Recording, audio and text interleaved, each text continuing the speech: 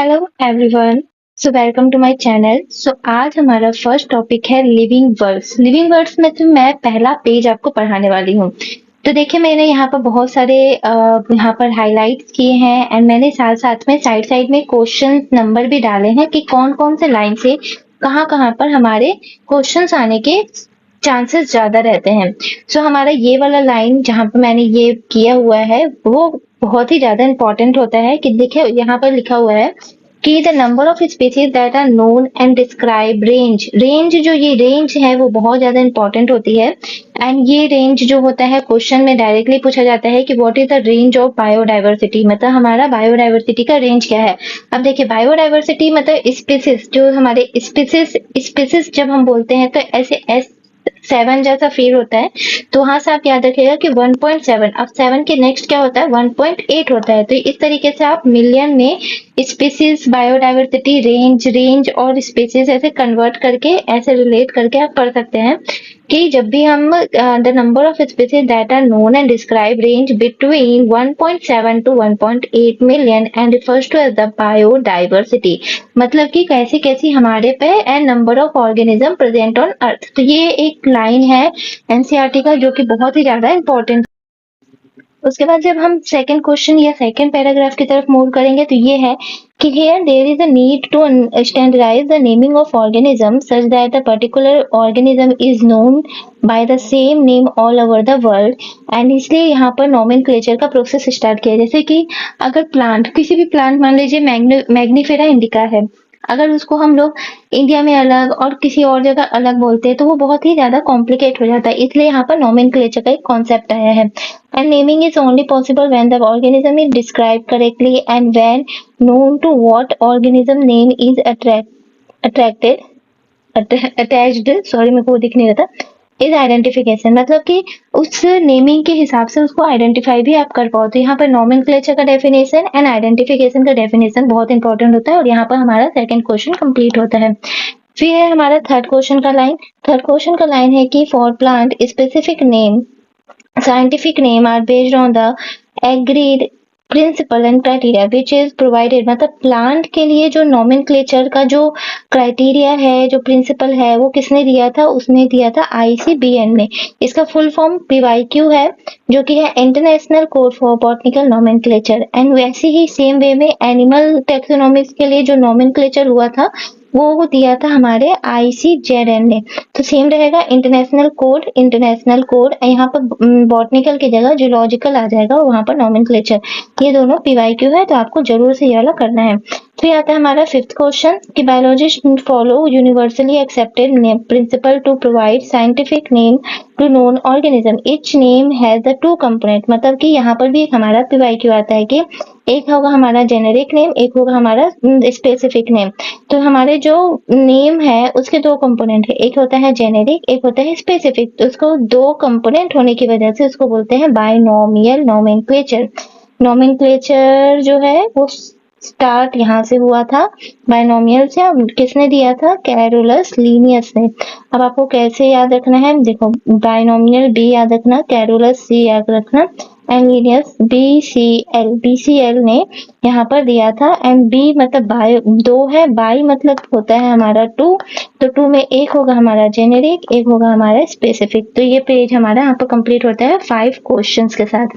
फिर हमारे 6 पेज में जाए, जैसे कि मैंने अभी बताया था मैग्निफेरा इंडिका, तो कभी कभी PYQ में या कहीं पर भी आपको ये मैग्निफेरा इंडिका भी देखने को मिल जाएगा, जिसमें से मैग्निफेरा जो है वो उसका जीनस का नेम है एंड इंडिका जो है वो उसके स्पीसीज का नेम है। यहाँ से भी एक क्वेश्चन PYQ में आया हुआ है। एंड ये लाइन पहले नीट में बहुत बार ये पैराग्राफ तो मतलब बहुत ही ज्यादा ही इंपॉर्टेंट हो जाता था। देखो, जैसे बायोलॉजिकल नेम है जनरली लैटिन, उसमें लैटिन होता है क्योंकि ये डेड लैंग्वेज है, ये सब आपको पता होना चाहिए। मैंने ये पूरा नोट्स अच्छे से एकदम ऐसे हाईलाइट करके कहाँ से क्वेश्चन आया है कहाँ से नहीं आया सब कंप्लीट किया।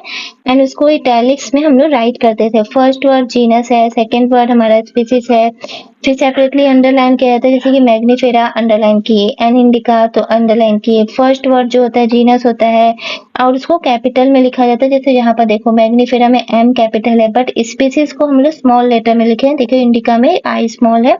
एंड साथ में जो ऑथर होते हैं, जो भी हमारे उसको जैसे मैग्नीफेरा इंडिका है तो बाद में हमें लीनियस लिखा जाता है, तो उसको लीन लिखते हैं। और नॉट इटैलिक्स होता है, फर्स्ट लेट जो होता है कैपिटल होता है लीन का।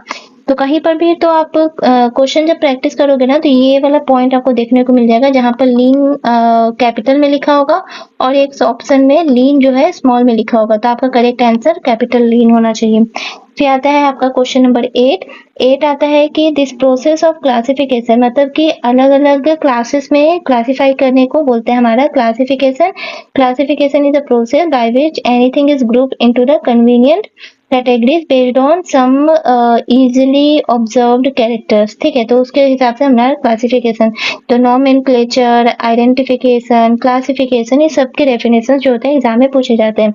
वैसे अब क्वेश्चन नंबर 9 की तरफ बढ़े कि साइंटिफिक टर्म ऑफ दस कैटेगरी, मतलब जो क्लासिफाई किया जाता है उसके जो कैटेगरी होते हैं उनको बोलते हैं हम टेक्सा।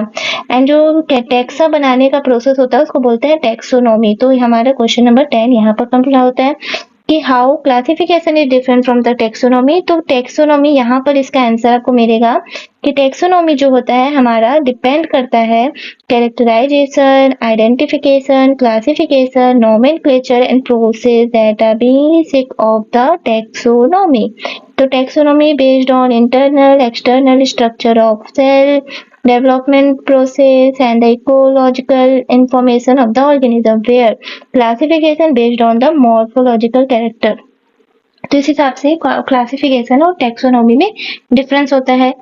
अब हमारा क्वेश्चन नंबर 12 आता है, जो कि बहुत ही इंपॉर्टेंट है कि ये जो यहाँ पर लिखे देखिए relationship among them the branch of study was refers to as systematics. Systematics का भी राइट डेफिनेशन आपको पता होना चाहिए कि human being were since long not only interested in knowing more about different kind of organism and their diversity but also the relationship.